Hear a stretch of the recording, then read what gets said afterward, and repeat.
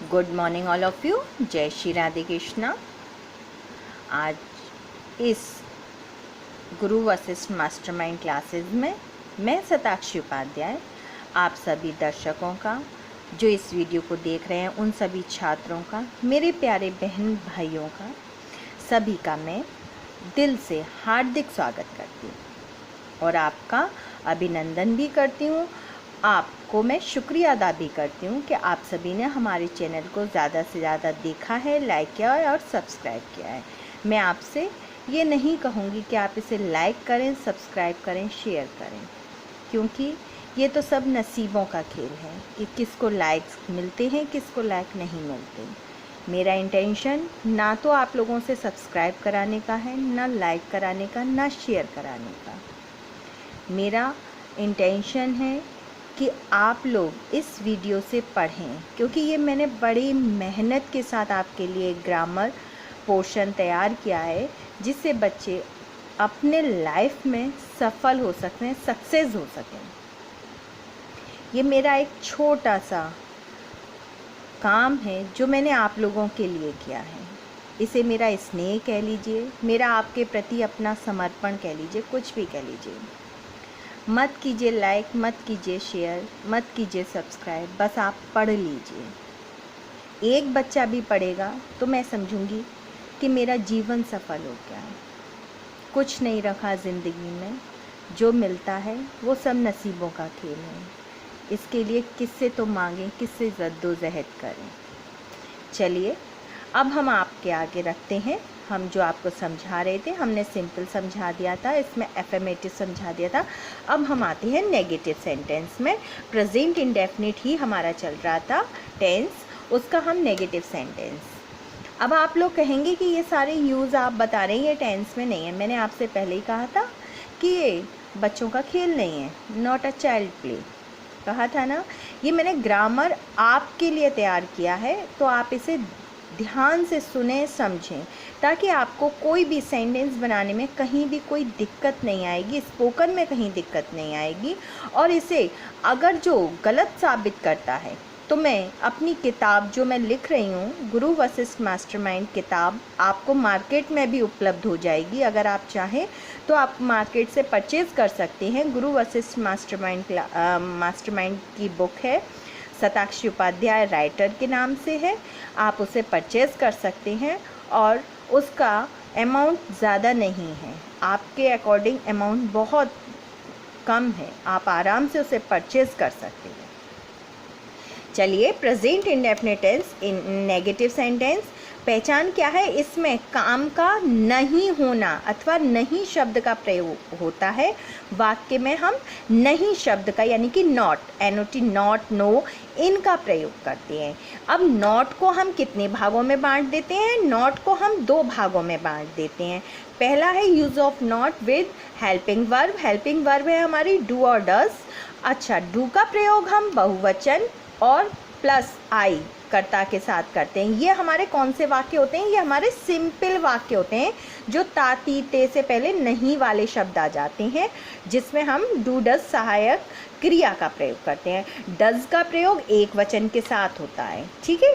Does का प्रयोग एक वचन के साथ होता है और नॉट का प्रयोग हम डू डज के साथ ही करते हैं। डू नॉट, डज नॉट, ये किसके साथ होगा? डू नॉट का प्रयोग हो जाएगा बहुवचन प्लस आई सब्जेक्ट के साथ में, यानी कि प्लूरल प्लस आई, और डज नॉट का प्रयोग हो जाएगा सिंगुलर नंबर, यानी कि एक वचन कर्ता के साथ में।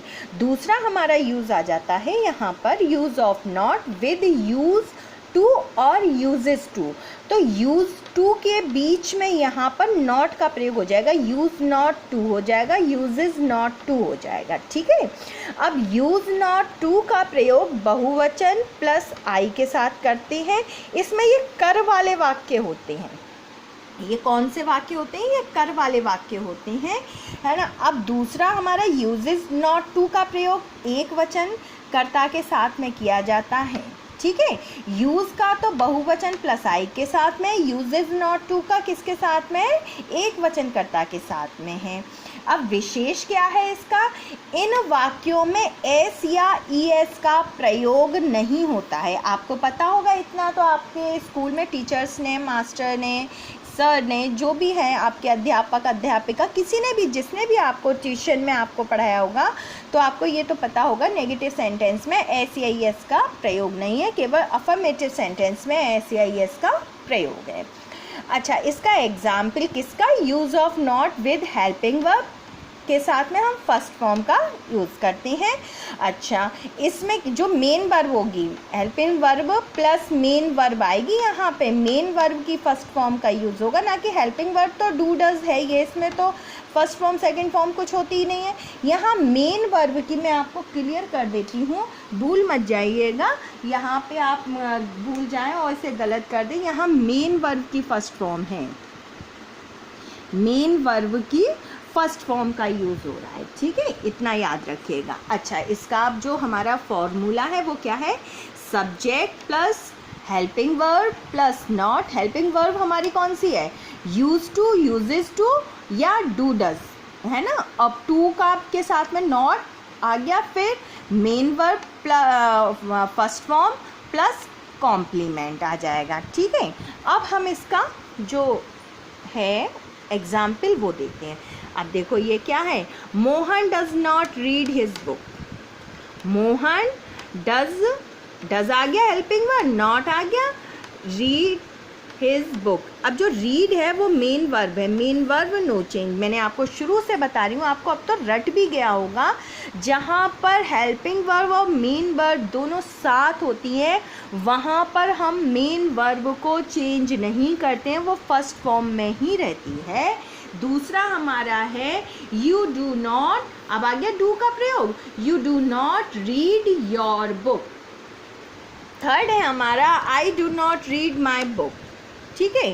अब आ जाता है हमारा एग्जाम्पल किसका? यूज ऑफ, यूजेज टू और यूज टू, यानी कि यूजेज नॉट टू और यूज नॉट टू, ठीक है। फॉर्मूला इसका क्या हो जाएगा? सब्जेक्ट है यूजेज और use plus not plus two plus MV, यानी कि मेन वर्ब के फर्स्ट फॉर्म प्लस कॉम्प्लीमेंट।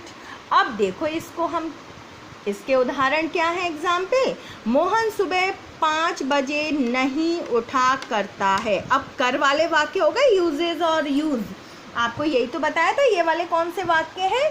ये वाले हमारे कर वाले वाक्य हैं। तो Mohan uses not to get up at 5 o'clock। मैंने आपको बताया था ना AM PM क्यों नहीं लगाती, जहाँ पर एक बंधा हुआ टाइम दिया हो जाता है, फिक्स टाइम दिया होता है, वहाँ पर हम क्या, अब आप कहेंगे ये 5 बजे का फिक्स है, 5 बजे उठना, तो उसका पता है कि वो 5 बजे उठ रहा है, पर 5 से वो कब तक उठ रहा है ये नहीं पता ना।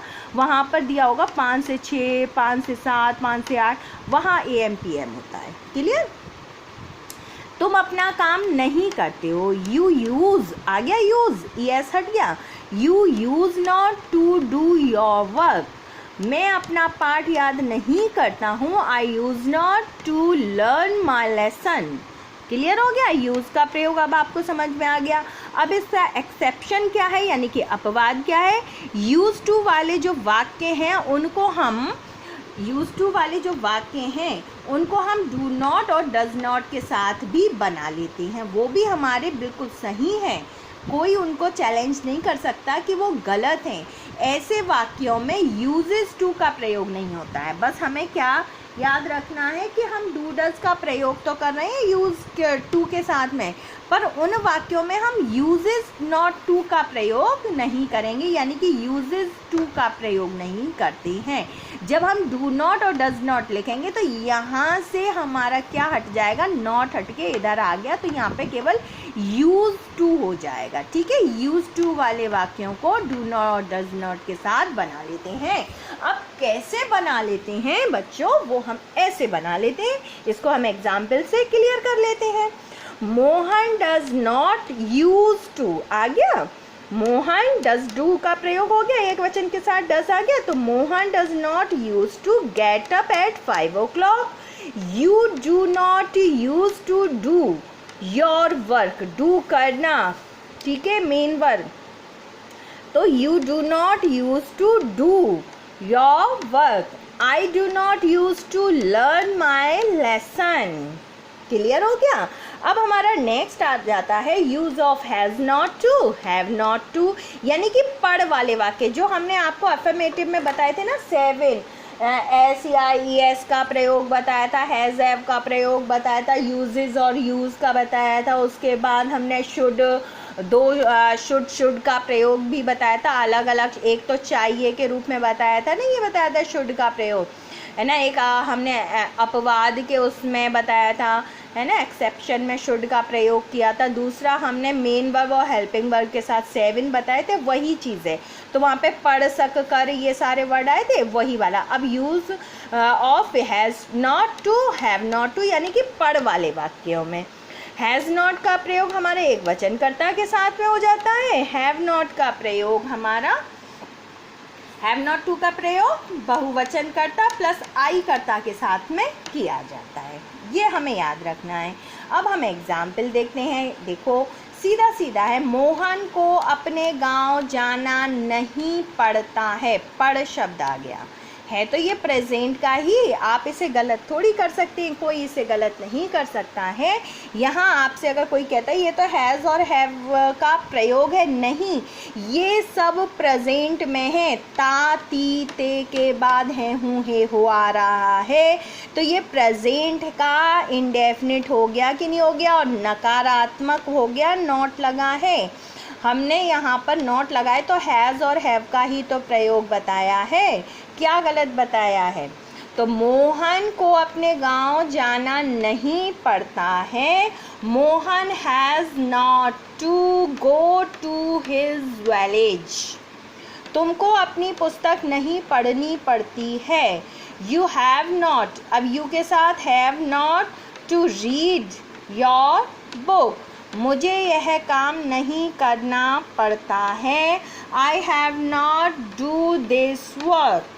अब इसका एक्सेप्शन क्या हो गया, अपवाद, डू डज के साथ भी हम इसका प्रयोग कर सकते हैं, कर्ता चाहे वो एक वचन हो, चाहे वो बहुवचन हो, चाहे वो आई हो, यानी कि सिंगुलर नंबर हो, प्लूरल नंबर हो या सब्जेक्ट आई हो, उन सभी के साथ में हम डू डज के साथ में हैव का ही प्रयोग करेंगे, जैसे वहाँ पर हमने किया था यूज़ का प्रयोग, है ना, यूज़ का किया था, यूजेस का तो नहीं किया था, वहाँ हमने यूज़ का प्रयोग किया था, ऐसे ही यहाँ पर हम हैव वाला ही प्रयोग करेंगे, ना कि हैज़ वाला।